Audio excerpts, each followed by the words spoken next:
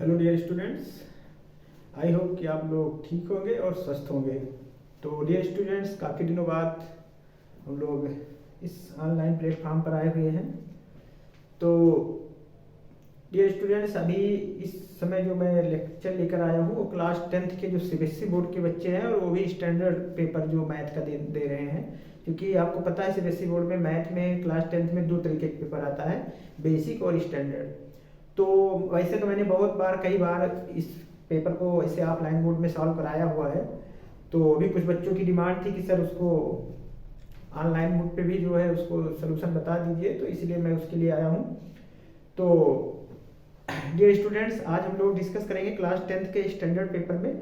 और इस पहले सेशन में हम लोग कोशिश करेंगे कि एमसीक्यू क्वेश्चन को कैसे सॉल्व किया जाए उस पर बात करेंगे और उसको सॉल्व करके देखेंगे भी। ठीक है, तो इसमें 4-5 जो भी सेक्शन है, 5 सेक्शन है, तो पांचों सेक्शन को हम अलग अलग तरह के वीडियो में आपको सोल्यूशन प्रोवाइड करेंगे। तो अगर आप इसके सारे सोल्यूशन को चाहते हैं तो वो आपको मिल जाएंगे इस पर, लेकिन अलग अलग वीडियो में मिलेंगे। नहीं तो एक ही वीडियो में काफ़ी लंबा लेक्चर हो जाएगा। तो अभी आज हम लोग सिर्फ एमसीक्यू क्वेश्चन पर बात करेंगे, ठीक है ना।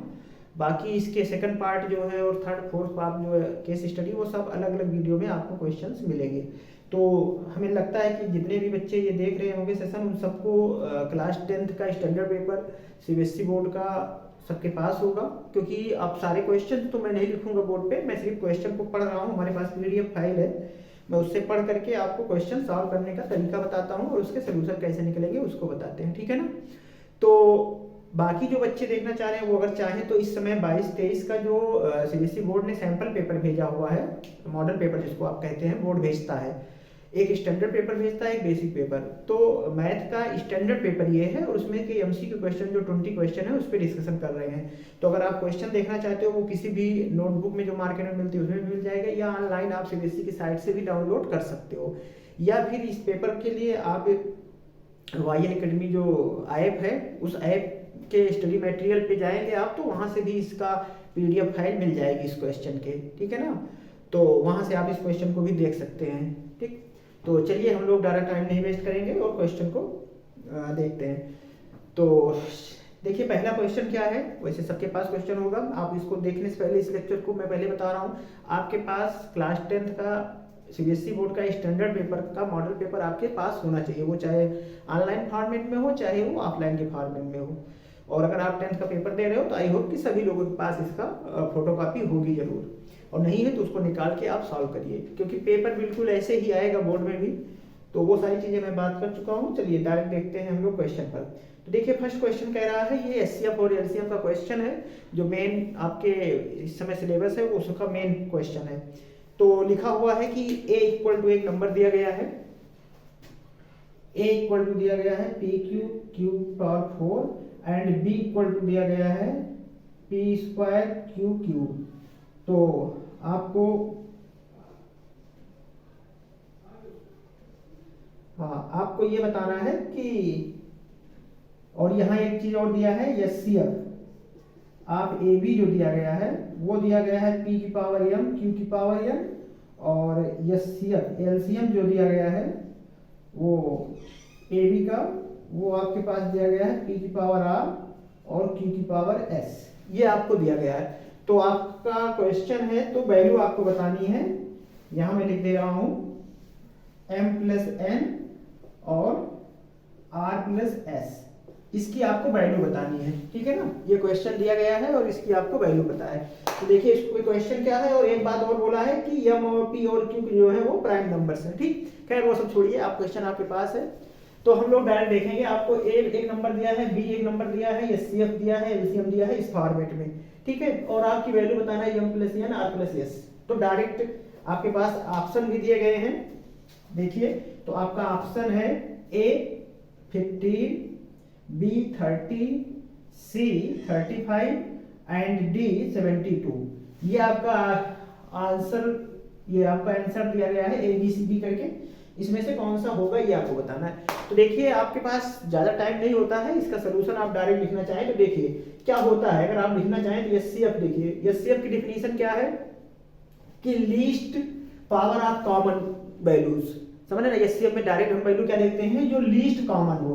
तो जैसे अगर देखो तो यहाँ p में क्या लीस्ट पावर क्या कॉमन है, p की पावर 2, तो यहाँ हम क्या लिखते हैं p स्क्वायर, और लीस्ट q में क्या कॉमन है एचसीएफ में, आप देखिए q की पावर 3, तो ये है।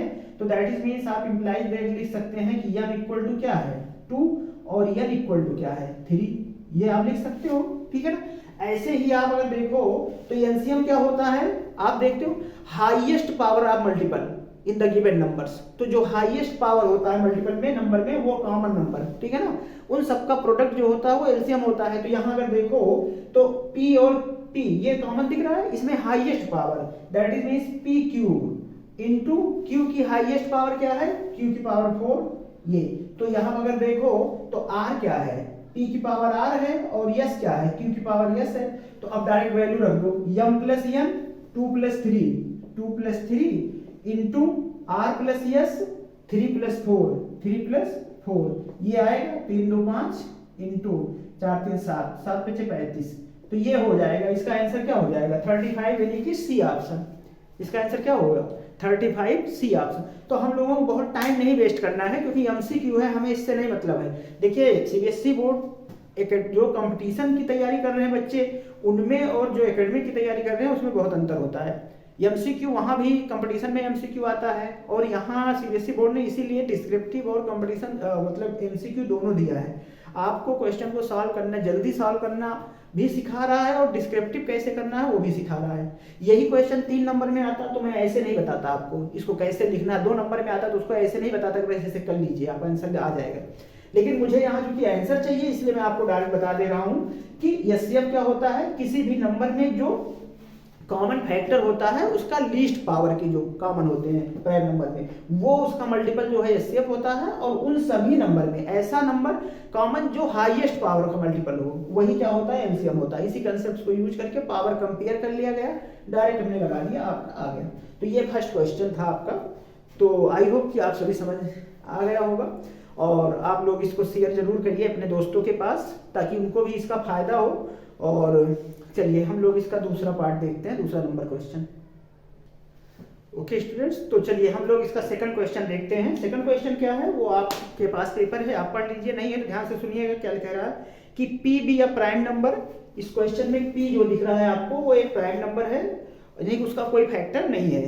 The quadratic equation having its roots as a factor of P is, तो एक ऐसा क्वाड्रेटिक इक्वेशन, इसमें से चारों में से आपको आंसर दिया गया है, 4 ऑप्शन दिए गए हैं, उसमें से बताना है कि P इन सब में से कौन सा क्वाड्रेटिक इक्वेशन के जीरोस का फैक्टर है, ये है, ठीक है ना।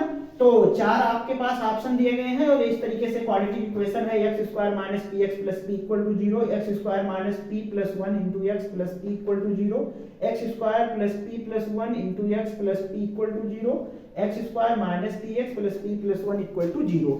ये आपके पास 4 क्वेश्चंस दिए गए हैं, यानी कि 4 ऑप्शंस है, उसमें से बताना है कि P इन सब में से P किसका फैक्टर होगा, यानी कि इसके जीरो, जिसको 4 क्वाड्रेटिक इक्वेशन जो दिए गए हैं इसमें से आपको बताना है कि किस क्वाड्रेटिक इक्वेशन का P जीरो है। P जो होगा वो फैक्टर ऑफ जीरोस होगा, क्या होगा फैक्टर ऑफ जीरोस। और जहां पर एक बात और बोला गया है कि P प्राइम है, क्या है P प्राइम है, यानी कि P के पास और कोई फैक्टर नहीं है। तो आपको ये पता होना चाहिए, अगर याद हो तो मैं आपको एक जनरल बात बताऊं कि यहाँ देखो तो एक जनरल फार्मूला आपको याद होता है कि अगर जीरोस पता हो तो उसका फार्मूला क्या होता है X square minus sum of zeros. Sum of zeros मतलब अल्फा प्लस बीटा, आप लोगों ने पढ़ा into X plus alpha into beta equal to 0। ये जनरल इक्वेशन आपने पढ़ा है कब, जब आपके पास जीरोस हो। तो इस इक्वेशन में अगर चेक करो तो देखिए sum of zero product of zero, तो ये तो कंफर्म है कि आपका लास्ट वाला आंसर नहीं होगा, ठीक है ना, क्योंकि ये कंडीशन तो सेटिस्फाई नहीं कर रहा है। अब उसके बाद देखो कह रहा है कि अल्फा बीटा, यानी कि आप एक यहाँ अल्फा पी ले रहे हो तो पी का मल्टीपल तो कांस्टेंट टर्म होगा ही, कंफर्म है। इन तीनों में कांस्टेंट टर्म में पी का मल्टीपल मिल रहा है, ठीक है ना। अब एक बात देखो, सब में पी का मल्टीपल क्या है, पी इंटू बीटा फिर क्या है 1 है, बीटा क्या है 1 है, बीटा क्या है 1 है। तो यहां अगर ध्यान दो तो बीटा क्या आ रहा है आपका 1 है। तो इस हिसाब से अगर इसमें वैल्यू रखो तो माइनस पी प्लस 1 होना चाहिए कि नहीं एक्स के साथ, और ये एक्स स्क्वायर ये, तो एक प्रकार से देखो तो ये ऑप्शन जहां होगा वही सही होगा, यानी कि x square minus P plus 1 x plus P. तो इसमें देखिए अगर, तो ये माइनस पी एक्स है तो ये भी नहीं होगा क्योंकि यहाँ 1 नहीं है, तो ये भी गलत हुआ। X square minus P plus 1 into X plus P, ये आपका सेकंड ऑप्शन जो है वो सही होगा। यहाँ क्यों नहीं, ये इसमें क्यों नहीं, यहाँ पी प्लस 1 है लेकिन यहाँ माइनस नहीं लगा हुआ है, ठीक है ना। तो थर्ड वाले में क्यों नहीं होगा थर्ड, क्योंकि यहाँ माइनस नहीं है, क्योंकि ये माइनस प्लस तब होता जब यहाँ माइनस माइनस होता, ठीक है ना। तो इसलिए यहाँ पर क्या है, ये गलत है, यहाँ पर ये वाला क्वेश्चन जो होगा यही सही होगा, ठीक है ना। तो ये आपका बी ऑप्शन सही होगा। आई होप कि सबको समझ में आया होगा। यही जनरल रूल जो है, एक्स स्क्वायर जब अल्फा बीटा आपके पास दो जीरोज हों तो क्वाड्रेटिक इक्वेशन कैसे निकालते हैं वहीं से सॉल्व हुआ है, ठीक। तो चलिए हम लोग नेक्स्ट क्वेश्चन देखते हैं। तो बेटा ये तीसरा क्वेश्चन है आपका। तो देखिए तीसरा क्वेश्चन क्या कह रहा है, आप अपने बुक उसमें देखिए पेपर में तीसरा क्वेश्चन, अच्छा क्वेश्चन ये भी है, उसी रूट्स जीरोस पर ही है। तो तीसरा और चौथा ये दोनों लगभग, तीसरा और दूसरा सेम ही था लगभग। तो कह रहा है alpha beta are the zeros of polynomial F X equal to P X square minus 2x plus 3p and alpha plus beta equal to alpha into beta, then the value of p। अब ध्यान दो ये condition दी गई है आपको direct, तो sum of zeros product of zeroes जीजा लगा दो। तो alpha plus beta sum of zeros क्या होता है, माइनस बी अपॉन ए, तो minus minus minus 2 upon A मतलब p equal to alpha into beta क्या होता है c अपॉन ए, तो 3p अपॉन p ये हो जाएगा। तो p से p कैंसिल हो गया, तो यहां से क्या आ जाएगा 2 इक्वल टू 3p, या फिर यहां से p इक्वल टू आ जाएगा 2/3। तो कौन सा आंसर होगा 2/3, सेकंड ऑप्शन, समझ रहे ना। सेकंड ऑप्शन आपका क्या हो जाएगा, सही हो जाएगा। तो सीधा सा sum of zeros product of zeros आपको लगाना था। सम ऑफ जीरोस क्या होता है क्वाड्रेटिक इक्वेशन में, माइनस बी अपॉन ए, और प्रोडक्ट ऑफ जीरोस क्या होता है सी अपॉन ए। याद आ रहा है नहीं, देखिए A X square plus B X plus C equal to 0 अगर हो, तो इसमें दो जीरोस अल्फा बीटा हो तो उनके सम अल्फा प्लस बीटा जो होता है वो माइनस बी अपॉन ए होता है, और अल्फा इंटू बीटा होता है वो सी अपॉन ए होता है। इसी कंसेप्ट को यूज किया गया है, ठीक है ना।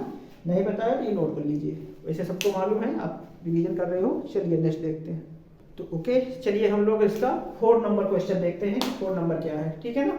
तो क्वेश्चन नंबर 4 देखिए क्या है, कह रहा है if the system of equation 3x plus Y equal to 1 and 2k minus 1x plus k minus 1y 2k plus 1 equal to is inconsistent. Inconsistent और कंसिस्टेंट ये आपने पेयर ऑफ लीनियर इक्वेशन में पढ़ा हुआ है, और तो आपको k की वैल्यू बताना है, जहां 4 ऑप्शन है -1 0 1 2 ये है। तो देखिए ये पेयर ऑफ लीनियर इक्वेशन जो चैप्टर है उस चैप्टर का क्वेश्चन है। अगर आप देखें तो सारे क्वेश्चन एक तरफ से आ रहे हैं। तो पेयर ऑफ लीनियर इक्वेशन में इनकंसिस्टेंट की 2 केस आपने पढ़ा हुआ है कि इनकंसिस्टेंट में 2 केस पढ़े हुए हैं, अगर आपको याद हो तो। एक a1 upon a2 equal to b1 upon b2 equal to c1 upon c2, ये भी इनकंसिस्टेंट होता है, ठीक है ना। और सॉरी इनकंसिस्टेंट है, कंसिस्टेंट, ये कंसिस्टेंट का है, ये कंसिस्टेंट का है। और एक कंसिस्टेंट की कंडीशन होती है कि a1 upon a2 not equal to b1 upon b2, ये दोनों केस क्या हैं कंसिस्टेंट के।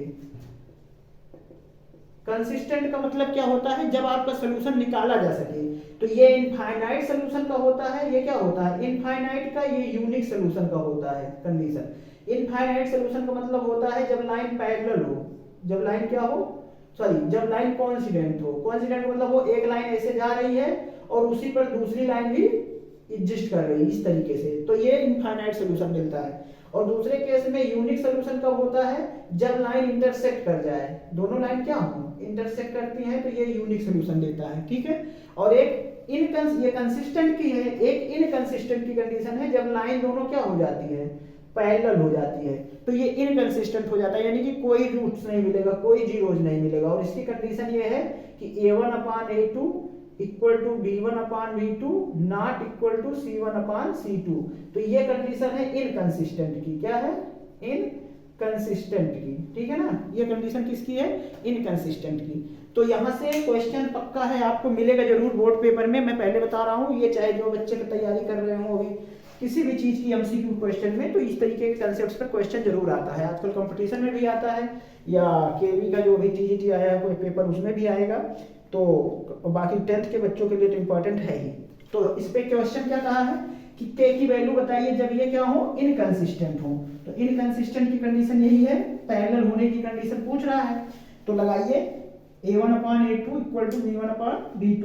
तो A1 अपान A2 मतलब 3 upon 3k minus 1 equal to 1 upon k minus 1। इसी को सॉल्व कर लीजिए तो क्या आ जाएगा 3k minus 3 equal to 3k minus 1। तो 3k क्या होगा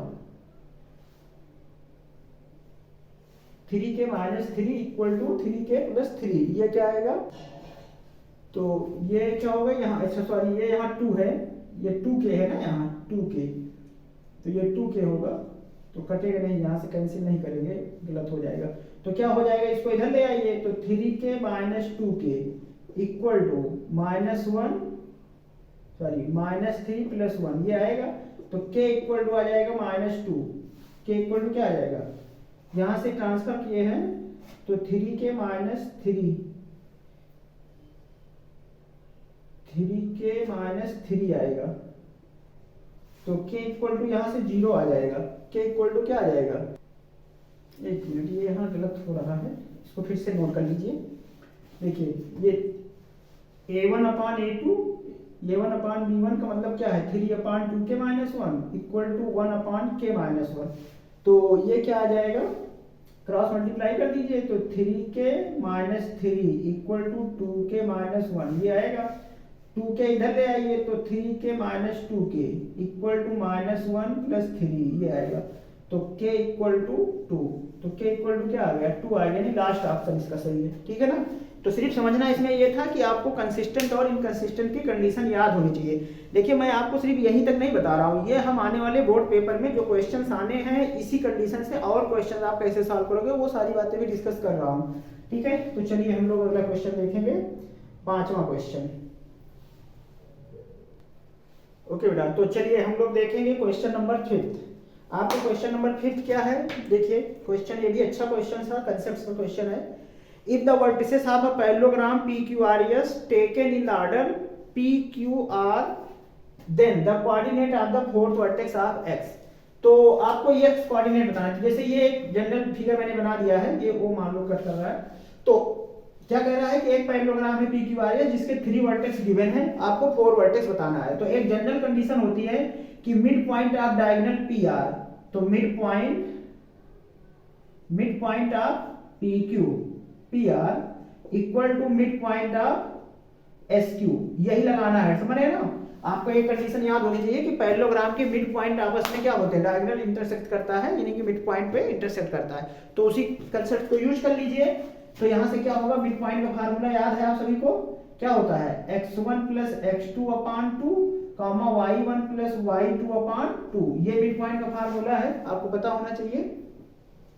तो यहां से सीधा लगा दीजिए, ये आ जाएगा x minus 2 upon 2 comma y plus 3 upon 2 equal to, इधर से दूसरे डायगोनल से मिड पॉइंट ले लीजिए तो 3 माइनस 3 यानी 0 हो जाएगा, और माइनस 2 प्लस 4 बाई 2, तो ये आपका कितना आ जाएगा, देखा जाए तो ये 0 कामा 2 बाई 2 यानी 1 आ जाएगा। और कंपेयर कर लीजिए तो x minus 2 upon 2 equal to 0, तो x इक्वल टू क्या आ जाएगा, यहाँ से ये x इक्वल टू 2 आ जाएगा पहला, और दूसरा y plus 3 upon 2 equal to आ जाएगा 1।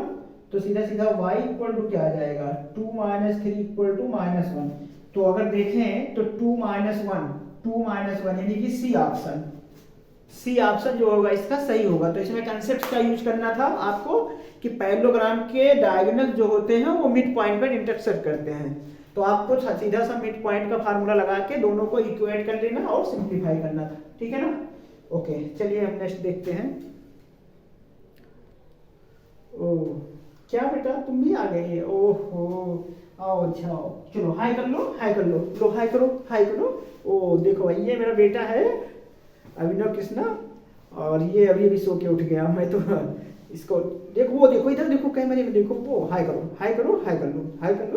अच्छा इधर पढ़ाओगे तुम क्या, चलो अच्छा चलो ठीक है, अभी देखो चलो हाय कर लो, हाय करो, चलो ठीक है बेटा जाओ, मैं अभी पढ़ा दूँ, ठीक है ना, टाइम नहीं वेस्ट करेंगे ज़्यादा, ठीक है।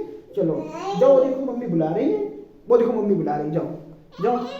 अरे जाओगे, चलो जाओ, ओके ओ चलो ठीक, ओके बाय। बाय बेटा, जाओ जाओ, अभी मैं बता रहा हूँ, अभी आ रहा हूँ, ठीक है, जाओ मैं आ रहा हूँ। तो ओके, तो डियर स्टूडेंट्स, तो चलिए देखिए हम लोग जो है क्वेश्चन नंबर, ये क्वेश्चन नंबर 6 है, ये भी बहुत अच्छा क्वेश्चन है और ये सिमिलरिटी रूल पे रहा है। अगर आप देखें तो चैप्टर वाइज ये क्वेश्चन चल रहे हैं, ठीक है ना। अभी इससे पहले जो था ये कोऑर्डिनेट ज्योमेट्री का था और अब ये ट्रायंगल का क्वेश्चन है। देखिए बोर्ड ने हर एक चैप्टर से एक एक क्वेश्चन लिया है, क्योंकि 20 क्वेश्चन देना है, 16 चैप्टर तो 16 तो यही हो जाएगा, और बाकी 2 एक्सलेशन रीजनिंग है तो कहीं से भी हो सकता है, तो 16 तो 18 हो गया, बाकी 2 क्वेश्चन इधर उधर से भी हो सकता है, ठीक है। तो चलिए हम लोग देखेंगे क्वेश्चंस। और ये क्वेश्चन है कि 2 ट्रायंगल आपके पास सिमिलर दिए गए हैं ये, ठीक है ना।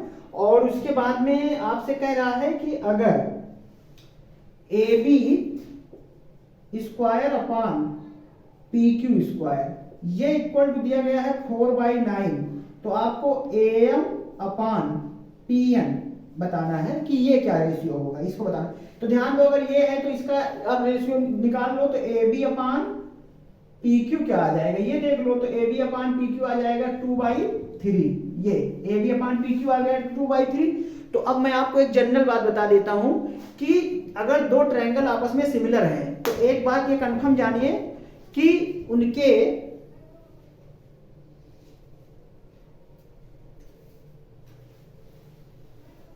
तो अगर 2 ट्रायंगल लो, तो अगर 2 ट्रायंगल क्या है सिमिलर हो, तो एक्सक्यूज मी,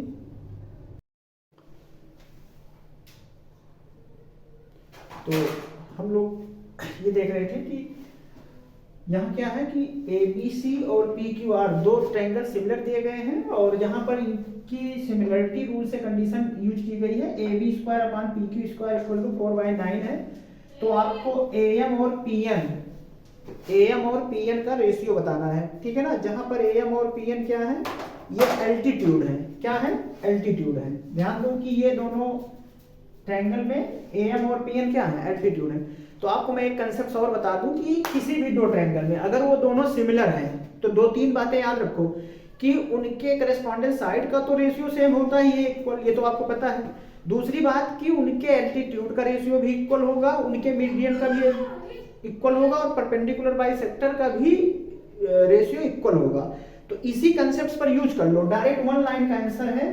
तो ए एम अपान, जैसे आपने लिखा है कि A B upon P Q, ये लिखा है, तो ये साइड का रेशियो है, तो इसके एल्टीट्यूड का भी रेशियो होगा, ये A M upon P N ये होगा।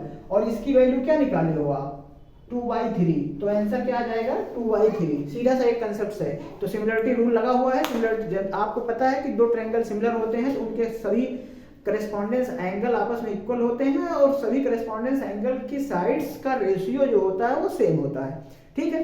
तो ये तो जनरल 2 ट्रायंगल के सिमिलरिटी का रूल है, लेकिन उसके साथ और याद रखिए कि एल्टीट्यूड का भी रेशियो इक्वल होगा साइड के रेशियो के, मीडियन का भी रेशियो इक्वल होगा साइड के रेशियो के, और परपेंडिकुलर का भी रेशियो इक्वल होगा साइड के रेशियो की, ठीक। तो इसी कंसेप्ट को यूज किया गया है, आई होप कि समझ गए होंगे आप लोग। चलिए अगला क्वेश्चन जो है वो ट्रिग्नोमेट्री का है, तो अगला हम लोग देखते हैं।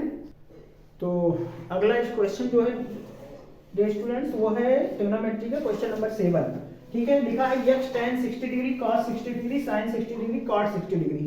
तो x की वैल्यू बताना है, और x की वैल्यू है, आपको मैं बता दूं कि cos 30 डिग्री, tan 30 डिग्री, और sin 30 डिग्री, और है cot 30 डिग्री, ठीक है ना। ये आपके पास ऑप्शन दिए गए हैं, तो सिंपल सी वैल्यू रख के देख लो, सबकी वैल्यू पता है। tan 60 की वैल्यू क्या होती है, √3, cos 60 की वैल्यू क्या होती है 1/2, और इक्वल टू sin 60 की वैल्यू क्या होती है √3/2, और cot 60 की वैल्यू क्या होती है, cot 60 का मतलब होता है 1/√3 ये। तो अगर ध्यान दो तो √3 कैंसिल होगा, 2 कैंसिल होगा, तो यहां से ये इक्वल टू क्या है, अब x इक्वल टू यहां से अगर आ जाएगा 1/√3, ठीक है ना। तो x की क्या वैल्यू यहां रखें तो 1/√3 होगी, यही आपको बताना था। तो 1/√3 किसकी वैल्यू है, ये एक्चुअल में है tan 30 की वैल्यू, यही तो 1/√3 होती है। तो ये tan 30 होगा। आंसर क्या होगा? tan 30 second option. समझ रहे ना, इसमें सिंपल सा था, टेबल वैल्यू जनरल याद हो तो वैल्यू रख के सिंप्लीफाई करना था बस, और कुछ नहीं। चलिए, तो ये क्वेश्चन है आपका, और ये क्वेश्चन अगर देखें तो ये बहुत आसान क्वेश्चन है, ट्रिग्नोमेट्री के भी क्वेश्चन है। तो क्वेश्चन क्या है देखो, sin theta plus cos theta root 2 है, तो tan थीटा cot थीटा की वैल्यू क्या होगी ये आपको बताना है। तो इसकी वैल्यू अगर आप देखो तो ये कितने की है, अगर थीटा इक्वल टू 45 ले लो, तो थीटा इक्वल टू 45 ले लो ये, तो क्या आएगा अगर ध्यान दो, तो sin 45 की वैल्यू क्या होती है 1/√2 प्लस cos 45 की वैल्यू 1/√2, तो ये इक्वल टू क्या आ जाएगा 2/√2 इक्वल टू √2। तो इसका मतलब हुआ tan 45 की वैल्यू इसकी क्या होगी, tan 45 की वैल्यू 1 प्लस cot 45 की वैल्यू 1, तो इक्वल टू 2 आएगा। आंसर इसका क्या होगा 2 होगा। ये तो आपका एमसीक्यू क्वेश्चन है, शॉर्ट आंसर, ठीक है ना। ओके, तो आई होप समझ गए होंगे। यहाँ से थीटा की वैल्यू चेक कर लो, जनरल वैल्यू जिसके लिए सेटिस्फाई करेगी वही वो भी करेगी, इससे आसानी से निकाल लो। लेकिन अगर इसको आप करके देखना चाहते हो कि इसका आंसर कैसे आएगा, मान लो ऐसे नहीं करना है, तो एक काम कर दो, इसको यहाँ से इसको सिंप्लीफाई कर लो, है। यहाँ से अगर सिंप्लीफाई कर दो तो क्या आ जाएगा, अगर देखिए, और अगर इसको आप सॉल्व करके देखना चाहते हो कि इसको सॉल्व करना हो तो सॉल्व भी कर सकते हो। तो जैसे देखो, अगर सॉल्व करना है तो कैसे करोगे, तो एक काम करो, tan और cos को sin में बदल दो, तो sin theta upon cos theta plus cos theta upon sin theta, ये आएगा। तो यहाँ सिंप्लीफाई कर लो, sin square theta plus cos square theta upon sin theta cos theta, ये आएगा आपका। और यहां से अगर देखें तो sin स्क्वायर cos स्क्वायर 1 हो गया, तो 1 अपॉन ये क्या हो जाएगा, यहां से अगर देखो तो क्या लिखा हुआ है, ये है 1 upon sin theta cos theta, ये ठीक है ना। तो यहां से 1 upon sin theta cos theta की वैल्यू है, ऊपर ले लो इसको, तो ये sin थीटा cos थीटा की वैल्यू यही इतना चाहिए, और ये यहां से ले लो, तो sin square plus cos square equal to 1 plus 2 sin theta cos theta equal to 2, तो यहां से क्या आ जाएगा, यानी कि 2 sin theta cos theta equal to 1, तो sin theta cos theta equal to 1/2, तो यहाँ 1/2 रख दो, लो इक्वल टू 2 आ जाएगा। सिंप्लीफाई करना हो तो इस तरीके से करोगे, लेकिन इसमें टाइम लगेगा आपको सोचने करने में। इससे अच्छा है कि आप इस तरीके के क्वेश्चन को डायरेक्ट वैल्यू थीटा की कोई जनरल वैल्यू ले लो, और उस किसके लिए सेटिस्फाई कर रहा है वही वैल्यू आप अगले वाले के लिए भी अप्लाई कर लीजिए। तो सिंपल सा था, 45 रख के देख लो, 45 के लिए सेटिस्फाई कर रहा है, जिसका मतलब 45 की वैल्यू आएगी, ठीक है ना। ऐसे कर लो, वरना आप इसको ब्रेक करके इस तरीके से भी कर सकते हो। ओके, तो ओके बेटा, ये नेक्स्ट अगला क्वेश्चन जो है वो आपका है क्वेश्चन नंबर 9। तो क्वेश्चन नंबर 9 में क्या दिया गया है कि एक ट्रायंगल एबीसी दिया गया है जहां डीई पैरेलल बीसी है, ठीक है ना।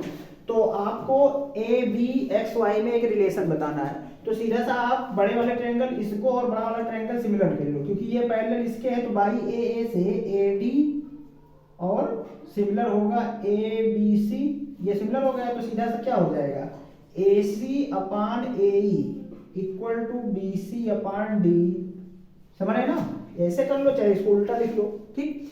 अब इसकी वैल्यू रख दो, ए सी की वैल्यू क्या है ए प्लस बी, ए सी की वैल्यू क्या है, अगर आप देखो ए सी की वैल्यू ए प्लस बी अपान ए की वैल्यू क्या है ए, इक्वल टू बी सी की वैल्यू क्या है वाई अपान डी की वैल्यू क्या है एक्स। तो यहां से अगर सिंप्लीफाई कर लो तो क्या निकालना है, एक्स इक्वल टू आ जाएगा ए Y upon A plus B. तो शायद देखो यही आंसर आ रहा होगा, अगर आप देखें तो ऑप्शन में है X equal to A Y upon A plus B, option number C. समझ रहे ना, ऑप्शन नंबर सी सही है, तो आप चेक कर लो, यही होगा, ठीक है ना। तो सिमिलरिटी का रूल लगाना था इसमें भी। तो देखिए सिमिलर ट्रायंगल का ये भी एक क्वेश्चन आया है। तो चलिए अगला क्वेश्चन देखते हैं, आपका ये भी ट्रायंगल चैप्टर का ही है क्वेश्चन, अच्छा क्वेश्चन है, देखिए। तो ओके डियर स्टूडेंट्स, तो नेक्स्ट क्वेश्चन जो है वो 10 है। ABCD एक ट्रेपेजियम दिया गया है आपके क्वेश्चन में, AD पैरेलल BC दिया गया है और AD इक्वल टू 4 सेंटीमीटर दिया गया है, और डायगोनल AC BD ऊपर इंटरसेक्ट कर रहे हैं, जहां पर AO upon OC equal to OD upon OB, ये इक्वल टू दिया गया है 1/2। तो आपको BC बताना है कि BC क्या होगा, जहां पर AD इक्वल टू ये दिया गया है। तो देखो, अगर ये देखो कि ये रेशियो किस ट्रायंगल में लिया गया है। अगर आप देखिए AO upon OC, AO upon OC ये लिया गया है, यानी कि आप देखो तो एक ट्रायंगल ये वाला लिया गया है और एक ट्रायंगल ये वाला लिया गया है, दो ट्रायंगल लिए गए हैं, ठीक है। तो अगर इन दोनों ट्रायंगल में, अगर आप सोचिए कि दोनों ट्रायंगल में बात करो तो दोनों ट्रायंगल में इन साइड का सिमिलर रूल लगाइए, तो सिमिलर रूल में क्या होगा, ये इक्वल टू होगा AO को मतलब क्या होता है, यानी कि अगर हम बात करें तो AD अपान BC ये होगा, क्यों AD अपान BC होगा, जहां पर AD इक्वल टू क्या दिया गया है, ये तो 4 है, तो BC इक्वल टू क्या आ जाएगा, तो इसका मतलब BC इक्वल टू 8 आ जाएगा, BC इक्वल टू क्या आ जाएगा 8 आ जाएगा। क्यों भाई, यही चीज AD अपान BC है, तो क्रॉस मल्टीप्लाई करोगे तो ये 4 है तो 4 2 जाए 8, BC इक्वल टू 8 आ जाएगा। BC पूछा था। तो एक्चुअल में ये ट्रायंगल और ये ट्रायंगल, यानी कि दोनों ट्रायंगल में आपको एक बार ये वाला ट्रायंगल लिया गया और एक बार ये वाला, दोनों ट्रायंगल को सिमिलर करके सिमिलर A/A से सिमिलर हो जाएगा और सिमिलरिटी रूल लगा दीजिए दोनों की साइड से, ठीक है ना। तो ये आ जाएगा डायरेक्ट क्वेश्चन आपका 8 सेंटीमीटर, सी ऑप्शन सही होगा। अगला आपका है 2 टेंजेंट इंक्लाइन, यानी सर्किल का क्वेश्चन है, तो इसको देखते हैं। तो नेक्स्ट क्वेश्चन जो है आपका वो 11 है और कह रहा है कि सर्किल है जो दो पेयर ऑफ टेंजेंट्स का इंक्लाइनेशन 60 डिग्री दिया गया है, तो टेंजेंट की लेंथ बताइए। ये सिंपल सा क्वेश्चन है, जहां रेडियस ऑफ सर्किल 3 है, तो एक काम करो इसको सेंटर से ज्वाइन कर दो। ये तो आपने पेयर ऑफ टेंजेंट के रूल में पढ़ा है कि सेंटर से ज्वाइन करने वाली लाइन इसको दो भागों में बराबर बांटती है, तो ये 30 डिग्री हो जाएगा, ये 30 हो जाएगा। आप देखो तो ये 30 है, ये 90 डिग्री परपेंडिकुलर होता है पॉइंट ऑफ कांटेक्ट पर टेंजेंट्स आपको पता है। तो यहाँ से अब क्या लगा दो, ये हमें बेस चाहिए, लेंथ का मतलब ये बेस चाहिए, ये परपेंडिकुलर, तो tan 30 लगा दो।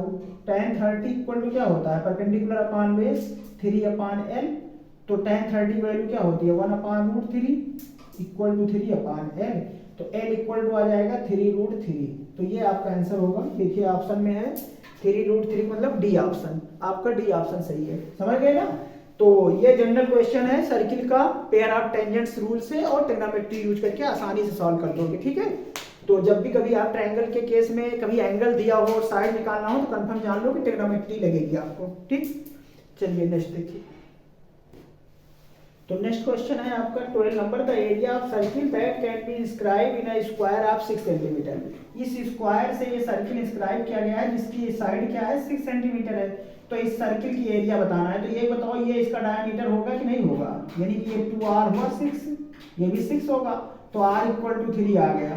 तो पाई r स्क्वायर क्या होता है, अगर देखें तो आंसर किस में दिया गया है 22/7, यानी कि पाई के टर्म में है, तो r स्क्वायर यानी कि 3 3 जा 9, तो यहाँ क्या आ जाएगा 9 पाई स्क्वायर, 9 पाई सेंटीमीटर स्क्वायर, ये आएगा आपका, समझ है ना। सर्किल का एरिया क्या होता है पाई r स्क्वायर होता है, तो यही लगा देंगे, ठीक।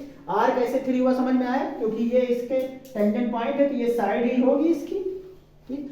यही क्वेश्चन एक अंदर भी आता है कि अगर सर्किल के अंदर एक स्क्वायर हो तो इसका इसका स्क्वायर का डायगोनल होता है वो इसका डायमीटर होता है सर्किल का, ठीक है। तो वो एक दूसरा क्वेश्चन है, उस पर भी आ सकता है क्वेश्चन, तो तैयार रखिए।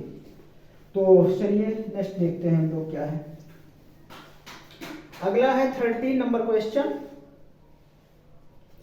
क्वेश्चन नंबर 13 बहुत अच्छा क्वेश्चन है। लिखा है sum of the length breadth and height of the cuboid is sum of length breadth height, तो यानी कि l plus B plus H, ये किसी क्यूबॉइड की दी गई है 6 रूट 3, ठीक है ना।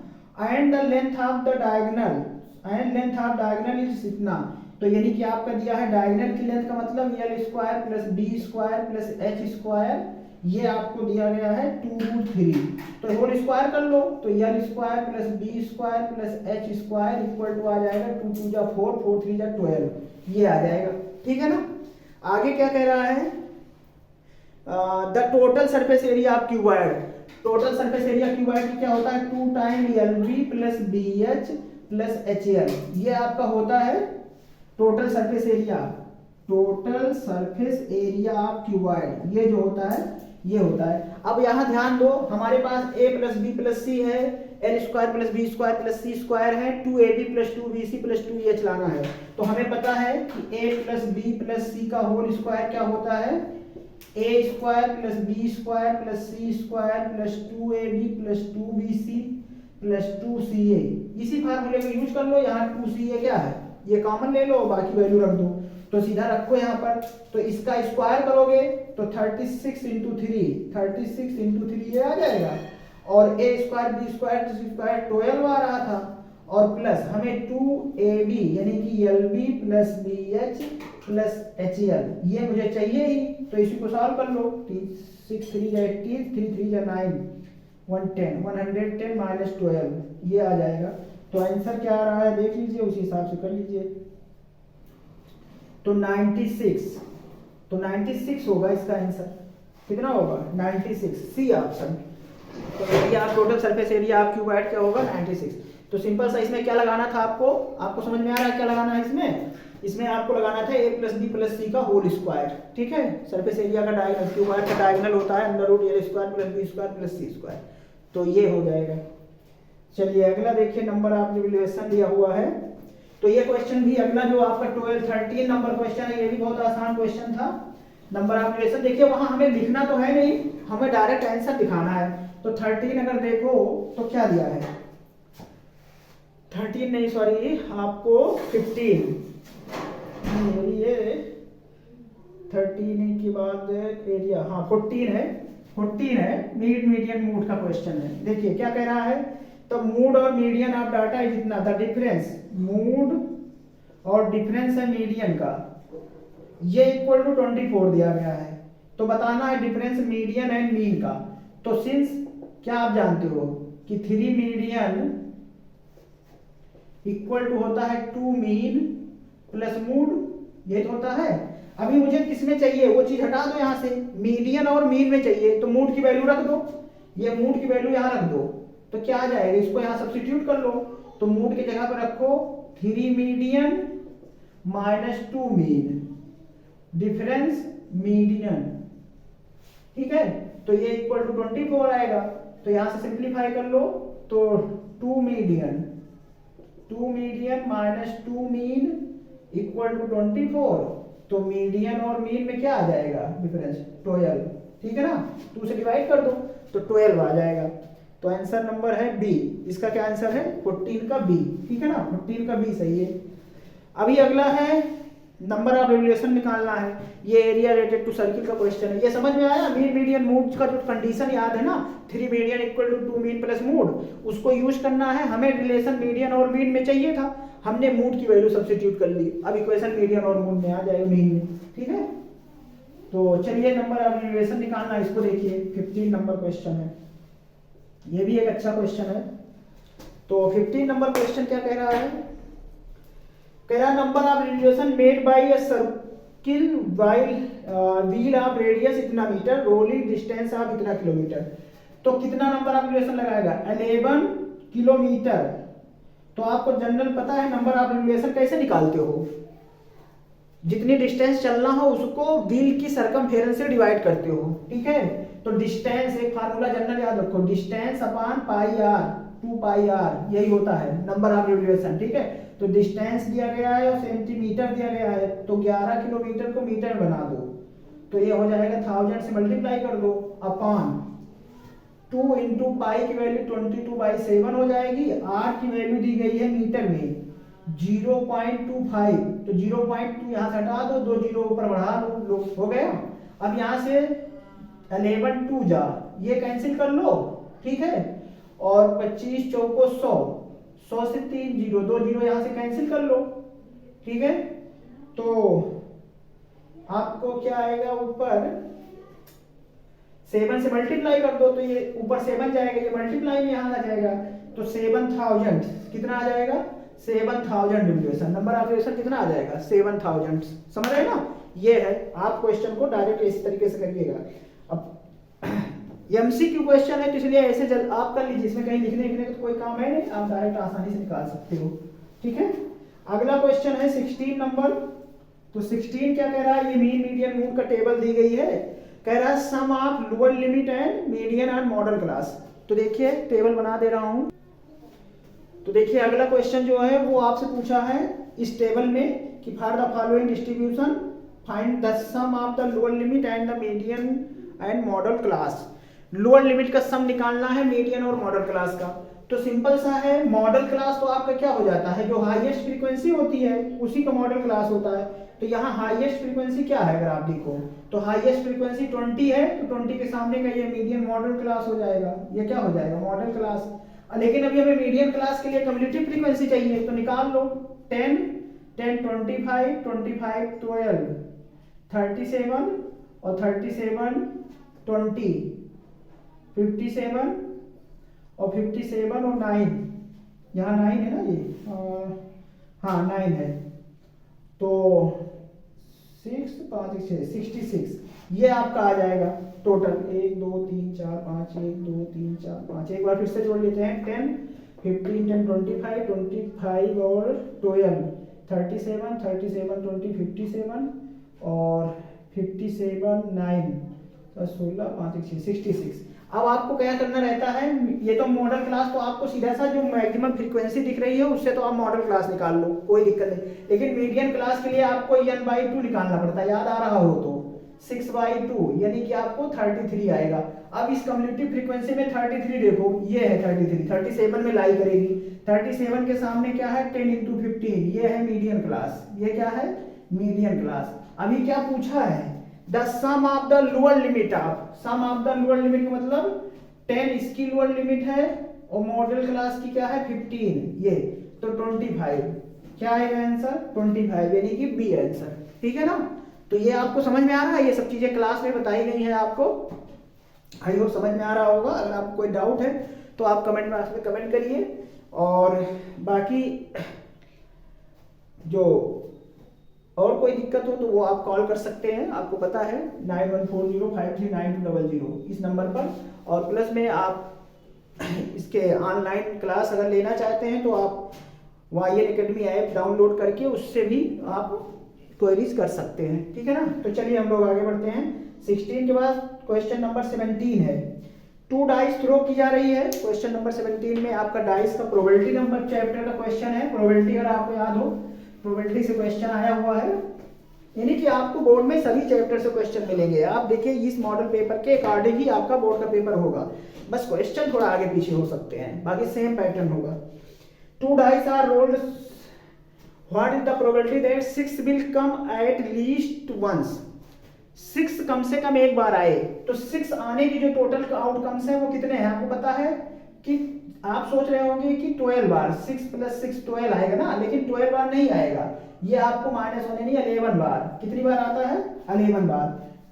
6 एक बार कम से कम, कैसे अगर याद रखो तो 1 6 2 6, इस तरीके से अगर देखो तो यहां से 6 बार आएगा और इसी को उल्टोगे, लेकिन 6 6 ये कॉमन आ जाएगा ना, दोनों में ये कॉमन आएगा, तो इसलिए इस चीज को हटा के 11 बार, तो यानी कि प्रोबेबिलिटी क्या हो जाएगी 11/36, क्या आएगी 11/36। तो 6 कितनी बार आता है पेयर में, 12 बार नहीं आता है, 11 बार आता है, ठीक है ना, समझ रहे हैं आप लोग।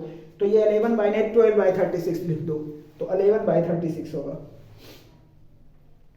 अगला है आपका, ये भी आपका ट्रिग्नोमेट्री का क्वेश्चन है। तो ट्रिग्नोमेट्री के कई क्वेश्चन आए थे, तो ट्रिग्नोमेट्री आप सही तैयार कर लीजिए, ये भी अच्छा क्वेश्चन ही है। तो देखिए सर स्टूडेंट्स, ये क्वेश्चन है बहुत अच्छा क्वेश्चन है, ये एमसीक्यू के लिए बहुत शार्ट ट्रिक से कर सकते हो। यहाँ tan बीटा की वैल्यू निकाल लो, tan बीटा इक्वल टू क्या आ जाएगा 4/5।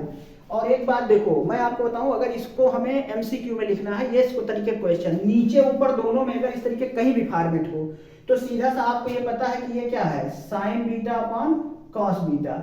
अब यहाँ k की वैल्यू डायरेक्ट sin बीटा की वैल्यू क्या हो जाएगी 4 और cos बीटा की वैल्यू हो जाएगी 5। यहाँ भी sin बीटा की वैल्यू 4 हो जाएगी, cos बीटा की वैल्यू 5 हो जाएगी। ये ट्रिक जो है सिर्फ आपको एमसीक्यू फॉर्मेट में बता रहा हूँ, डिस्क्रिप्टिव में इस तरीके से लगाना गलत होगा। तो सीधा आ जाएगा 5 × 20 और -5 × 10 अपान 5 × 20 माइनस प्लस 5 × 10, तो ये आपका कितना आ जाएगा 10/30। तो 10 3 जा 30, 1/3 कितना आ जाएगा 1/3, ऑप्शन 1। पहला, ये सबसे आसान तरीका है। लेकिन अगर आप इसको डिस्क्रिप्टिव में करना चाहते हैं, यानी कि इसको करके देखना चाहते हैं कि कैसे, मान लो ये आ गया 2 नंबर में, आया भी है आपके पेपर में है इस तरीके क्वेश्चन 2 नंबर या 3 नंबर में भी है, तो वहां लेकिन ऐसे नहीं करोगे, वहां आपको अलग से लेट करके करना पड़ता है। तो उसके लिए सबसे आसान तरीका ये होता है कि इसको आप क्या करो, cos से डिवाइड कर दो, इसको क्या करो cos से, तो 5 tan बीटा -2 अपान 5 tan बीटा +2 ये आ जाएगा। अब tan बीटा की वैल्यू रख दो, 5 × 4/5 -2 अपान 5 × 4/5 +2 ये आ जाएगा। तो ये सीधा सीधा क्या होगा, 5 कटेगा, 4 -2 अपान 2 और ये 6, तो 2 1 जा 2, 2 3 जा 6, 1/3 आ जाएगा। या फिर तो आप नहीं चेंज करना चाहते हो, साइन कॉस में ही रखना चाहते हो, तो यहाँ साइन के की, साइन बीटा की वैल्यू 4k आएगी या x आएगी, और cos बीटा की वैल्यू 5x करके आएगी। फिर कॉमन लोगे, यहां से कैंसिल हो जाएगी, तो इस तरीके से डायरेक्ट कर सकते हो, ठीक है ना। चलिए अगला क्वेश्चन देखिए।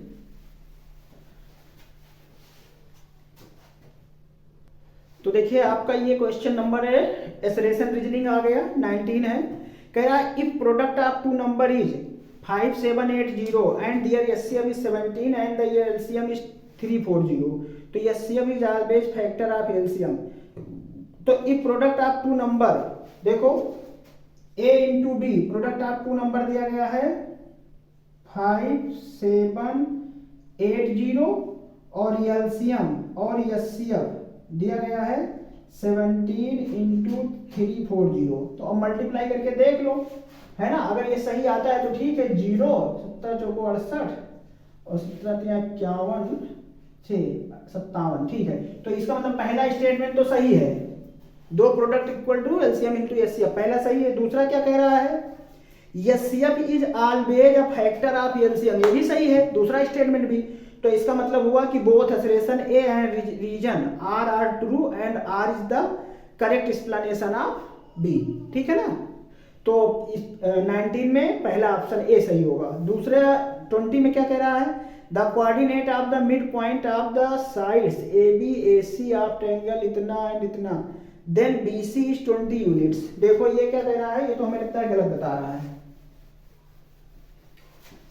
कह रहा है कि the coordinates, if the coordinate of the midpoint of the triangle of side ABC, AB midpoint और AC का midpoint D और E क्या है, 3 और 5 है, और यहाँ है -3 -3 ये, देन BC इक्वल टू, ये 20 कह रहे हैं आएगा, ये 20 आएगा। अभी जब चेक कर लेते हैं, और उसके बाद रीजन क्या है वो भी देख लो, the joining the midpoint of two sides of a triangle parallel to third side and equal half it। तो ये तो स्टेटमेंट सेकंड सही लिखा हुआ है, लेकिन पहले का आंसर चेक करो, देखो ये 20 आएगा, तो डिस्टेंस फार्मूला लगाना पड़ेगा, 3 - 3 यानी कि y - y1 का होल स्क्वायर, तो x - x1 का होल स्क्वायर मतलब 3 - 3 यानी 9 9 9 जा 81 ये आएगा, प्लस 5 - 3 5 3 8 64 ये आएगा। तो ये तो आपका आया नहीं, यानी कि पहला तो आंसर ये गलत आ रहा है, 5 आएगा और ये 14 आएगा, तो इसका मतलब 145 रूट में आया, तो ये इसका हाफ होता है, यानी कि ये 20 आया तो ये 10 आया होता। अगर ये 10 होता तब इसका मतलब ये सही था, तो इसका मतलब हुआ कि एसरेशन जो है इसका वो गलत दिया गया है, 20 वाले का एसरेशन गलत दिया गया है, लेकिन रीजन सही है। ये रीजन क्या है, सही है। तो कौन सा सही होगा, assertion A is true but reason R is false, assertion A is false but reason R is true, यानी कि डी ऑप्शन, ठीक है। Assertion A is false and reason is true. तो ये क्वेश्चन आपके 20 क्वेश्चन हुए, और अब हम अगले लेक्चर में आपको सेक्शन बी के क्वेश्चंस कराएंगे जो 2 नंबर के क्वेश्चन हैं। और जैसा इसी तरीके से हम इस पेपर को आपको, अगर आप ये चाहते हैं कि एक ही 2 लेक्चर में पूरा हो जाए तो आप कमेंट में कमेंट जरूर करिए कि 1 लेक्चर में हो, 2 लेक्चर में, और नहीं तो आपको सेक्शन वाइज इस तरीके से ABC करके हम कराएंगे। और अगर आपको एक्स्ट्रा क्वेश्चन कुछ चाहिए MCQ के और भी, तो उसके लिए भी आप कमेंट करिए, और लाइक और सब्सक्राइब चैनल को जरूर करिए, ताकि आपको और भी जो बीच बीच में वीडियो हम आप कोशिश करेंगे कि आपके पेपर 21 मार्च तक है तो हम उस दिन तक आपके लिए कुछ ना कुछ इस पर अवेलेबल कराते रहें क्लास 10th के स्टूडेंट के लिए बेसिकली। तो चलिए, और इसको चैनल को शेयर करिए अपने दोस्तों के पास भी, जो भी आपके पास हो, ताकि उनको भी फायदा मिले। तो अगर और कोई क्वेश्चंस, अगर आपकी क्वेरी हो, किसी क्वेश्चन को आप डिस्कस करना चाहते हो तो कमेंट में कमेंट करिए, या मेरे उस पर आप YN Academy ऐप है प्ले स्टोर से, वहाँ डाउनलोड करके उसमें आप कमेंट कर सकते हैं, उससे वहाँ से आप कोई इसको हल कर सकते हैं, या उसके लाइव बैच को भी ज्वाइन कर सकते हैं एज यू विश। ओके, चलिए मिलते हैं नेक्स्ट लेक्चर में, तब तक के लिए थैंक यू।